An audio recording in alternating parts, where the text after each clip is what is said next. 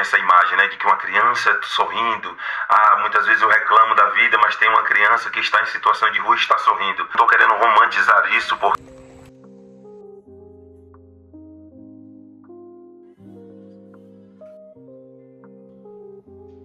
fala, minha gente querida, bom dia, paz e bem. Já mais uma vez nos preparando para sair para as visitas, mas eu queria falar com vocês sobre a nossa noite anterior na Praça Maciel Pinheiro. A gente já postou um vídeo recentemente aqui sobre o trabalho da Igreja das Ruas na Praça do Diário, como ali também nós estamos mais próximos de crianças. No vídeo até aparece Ana Paula compartilhando a palavra do Senhor com as crianças ali na Praça do Diário. É uma praça maior, com maior número de pessoas e com maior número de comunidades entregando alimentos, e embora seja uma praça à noite com suas peculiaridades e suas dificuldades, é, na medida do possível, um ambiente mais familiar. Só que na Praça Maciel, onde nós estivemos ontem, eu já fui algumas vezes para lá e também já fui com a Ana Paula e com a Abacuque, mas é um ambiente mais hostil e com uma quantidade maior de jovens que estão fazendo uso de entorpecentes. Muitos deles estão em situação de rua momentânea e por escolha, porque alguns deles têm casas, se é que nós podemos chamar assim, para morar. E nesse caso não tem como a gente não falar sobre habitação, sobre moradia, porque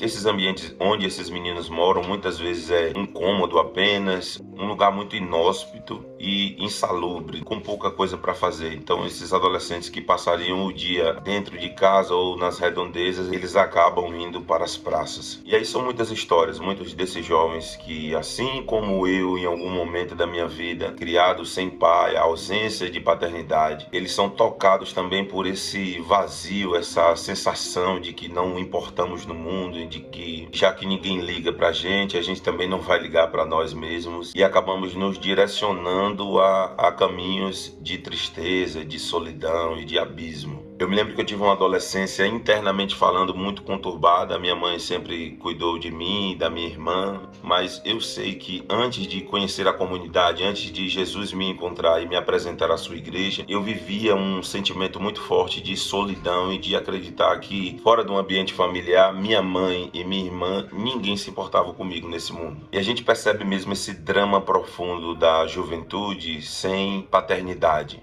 A ausência de paternidade é algo marcante na vida desses jovens também que estão ali nas ruas, estão em situação de vulnerabilidade, porque na situação específica deles parece que não havia outra opção. E naquele espaço que também é inóspito, que também é insalubre, há esse senso de comunidade entre meninos e meninas que encontram outros meninos e meninas que são da mesma idade e que vivem dramas parecidos, dramas familiares parecidos e tristezas parecidas e falta de oportunidades parecidas. Uma coisa sobre a minha história é que eu não tive contato com o uso de entorpecentes ou com comportamentos relacionados à criminalidade e violência, mas uma coisa muito importante sobre o período da minha adolescência é que ter contato com a igreja e ser encontrado por Cristo mudou a minha vida, mas há um elemento social também que transformou a minha existência, que é o contato com a música. E enquanto eu estava na praça ontem ministrando, eu fui tomado por essa lembrança que me emocionou enquanto eu estava cantando e louvando ao Senhor e adorando a Deus. E cantando as canções que eu aprendi ao longo dessa história, eu me lembrei que desde que eu me entendo por gente assim na minha adolescência, eu sempre estive com o violão, muitas vezes nas ruas, muitas vezes na escola, muitas vezes nas praças, cantando ao Senhor, cantando as canções que nós amamos. E esse contato com a música encheu a minha vida de propósito, encheu a minha vida de alegria e também de comunidade. E é de igual modo, por esse motivo, que é tão importante o nosso trabalho no Casa da Música, lá na comunidade do Ibura, no Instituto Maria Amélia, que tem feito um trabalho espetacular com as famílias, a começar pelas crianças no Instituto Maria Amélia, que é uma creche escola integral, além da Casa das Amélias, que desenvolve um trabalho social com as idosas. Nós também temos a Casa da Música, e vocês veem os vídeos aí nas quartas-feiras e no sábado pela manhã nós estamos sempre no Ibura ministrando aula de música para aquelas crianças. Então, como eu disse ontem no período da adoração na praça, essa memória veio muito forte ao meu coração. Eu sempre estive com o violão, eu sempre estive atrás de um violão cantando expressando alegria, expressando arte. E mais uma vez ali eu sei que o meu coração foi tocado pela presença de Deus. E nós oramos muito fortemente para que essa densidade da glória de Deus, se os anjos cantam que toda a terra está cheia da sua glória, por que não a Praça Maciel? E nós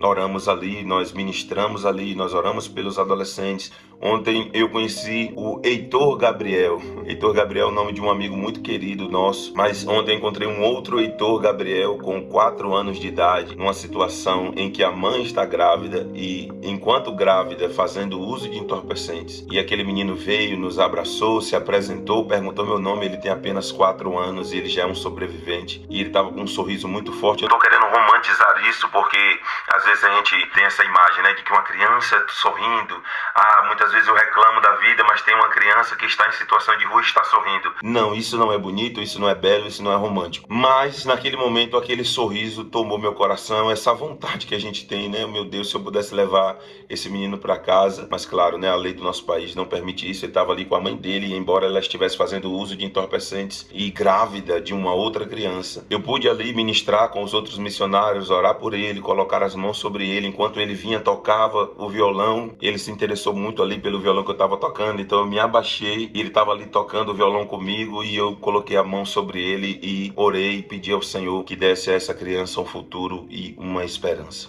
E é isso que a gente quer declarar sobre as ruas, declarar sobre as crianças, um futuro e uma esperança. Que o Senhor manifeste isso. E nós sabemos que Ele decidiu soberanamente trabalhar em nossas vidas e na criação através das orações. Então, por favor, quero mais uma vez reiterar esse pedido e suplicar a você que continue orando pelas cidades, orando pelas crianças, pelos adolescentes, orando pelas ruas do nosso país, da sua cidade, da cidade onde você está, daqui de Recife, de Jaboatão dos Guararapes, para que o Senhor continue derramando a sua glória. E nós temos visto coisas lindas acontecendo. Inclusive no último domingo, o nosso líder aqui, o missionário Joed, vocês já ouviram aqui, passando rapidamente em alguns dos nossos vídeos, ele esteve com alguns desses adolescentes na igreja congregando e os meninos disseram: tio, a gente quer voltar semana que vem. E eu sei que o Senhor está trabalhando, eu sei que o Senhor está levantando nessa juventude